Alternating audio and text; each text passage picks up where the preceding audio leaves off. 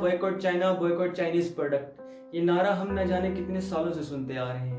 और अब टाइम आ चुका है इस नारे पर गौर करने का, इन बातों पर अमल करने का। अब टाइम आ चुका है उस देश के खिलाफ लड़ने का, उस देश के खिलाफ खड़ा होने का जिस देश ने न सिर्फ भारत को बल्कि पूरे वर्ल्ड को एक ऐसी जगह पर लाकर खड़ा कर दिया है जिसकी शायद किसी ने कल्पना नहीं की होगी। मैं बात कर रहा हूँ उस चाइना देश की जो पैसों के लिए और अपने टेरिटरीज को एक्सपेंड करने के लिए वो किसी भी हद तक जा सकता है।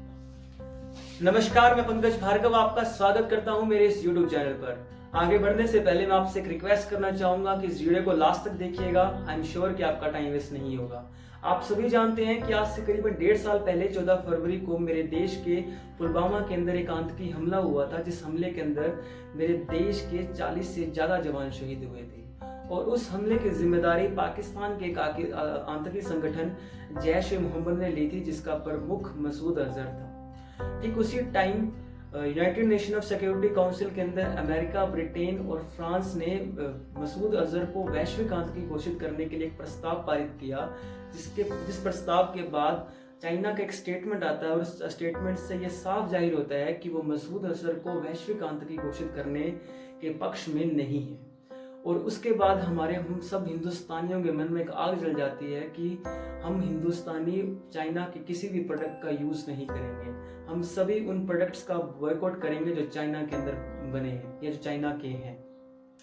लेकिन परंतु दुख की बात है कि वो आग ज्यादा देर तक नहीं जली, क्योंकि अगर आज वो आग अभी भी हमारे अंदर जहन के अंदर होती तो शायद हम टिकटॉक का यूज नहीं कर रहे होते, हम उन चाइनीज ऐप का यूज नहीं कर रहे होते, हम उन चाइनीज सामानों का यूज नहीं कर रहे होते। मैं ये सब बातें आपको इसलिए बता रहा हूँ क्योंकि मैं नहीं चाहता कि मेरा देश एक बार फिर से किसी देश का गुलाम बने।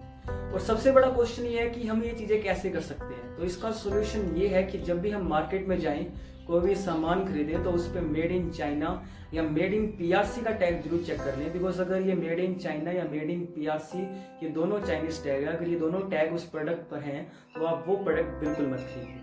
आप मेड इन इंडिया के टैग वाले प्रोडक्ट ही खरीदिए। बिकॉज अगर आप वो प्रोडक्ट्स खरीदेंगे जिन पे मेड इन इंडिया वाला टैग है तो आप इंडिया की डेवलपमेंट के अंदर अपना बहुत बड़ा रोल कंट्रीब्यूट करेंगे। अगर आप चाहते हैं कि आप चाइनीज प्रोडक्ट का यूज करें तो कीजिए, परंतु जब उन पैसों से खरीदी हुई गोलियां जो मेरे देश के बॉर्डर पर खड़े उस जवान के सीने पर लगेंगी और वो शहीद हो जाएगा, तब उसके लिए झूठी संवेदना जाहिर मत करना, तब उसके लिए झूठी देशभक्ति लोगों को मत दिखाना, उसके लिए झूठी पोस्ट मत करना फेसबुक पर, उसके लिए झूठी स्टोरी मत लगाना इंस्टाग्राम पर। बिकॉज उसकी मौत के जिम्मेदार कहीं ना कहीं आप सभी जानते हैं कि जो पैसा चाइना भारत से कमा रहा है उस पैसे का यूज वो पाकिस्तान की टेरर फंडिंग करने के लिए करता है और उसी पैसे का यूज भारत देश के खिलाफ हथियार बनाने के लिए करता है। अगर आप चाइनीज प्रोडक्ट का या चाइनीज ऐप का यूज करते हैं तो आप भारत देश के खिलाफ गद्दारी कर रहे हैं, आप आतंक को बढ़ावा दे रहे हैं। तो मेरी आपसे ये अपील है कि आप चाइनीज प्रोडक्ट का या चाइनीज ऐप का इस्तेमाल मत कीजिए। इसके कुछ ऑप्शन, अलग ऑप्शन देखिए, अल्टरनेट ढूंढिए इसके। बिकॉज अब ये टाइम राजनीति करने का नहीं है, अब ये टाइम हिंदू मुसलमान करने का नहीं है, अब ये टाइम है तो अपने देश की सेवा करने के लिए, अपने देश के लिए कुछ करने का। बिकॉज ये जो सुनहरा अवसर, ये जो गोल्डन अपॉर्चुनिटी हमें मिली अपने घर पर रहकर अपने देश के लिए कुछ करने का, तो हमें अपने देश के लिए कुछ करना है। हमें चाइनीज प्रोडक्ट का यूज नहीं करना है। अपने जो भी आपके जानकार हैं, रिश्तेदार हैं, दोस्त हैं, उनको प्लीज आप उनको समझाइए, उनसे कहिए, उनसे रिक्वेस्ट कीजिए कि आप चाइनीज प्रोडक्ट का यूज मत कीजिए। बिकॉज आज पूरा विश्व भारत की तरफ एक अलग नजर से देख रहा है। भारत एक विश्व शक्ति बन सकता है। बिकॉज जो प्रधानमंत्री नरेंद्र मोदी ने हमारे देश के लिए जो सपना देखा है आत्मनिर्भर भारत का, उस सपने को हमें पूरा करना है। और स्वामी विवेकानंद ने कहा था कि 21वीं सदी भारत की सदी है और आज उस सपने को पूरा करने का टाइम आ चुका है। अब टाइम है चाइना को उसकी औकात दिखाने का। अब टाइम है 140 करोड़ 135 करोड़ देशवासियों की पूरे विश्व को ताकत दिखाने का।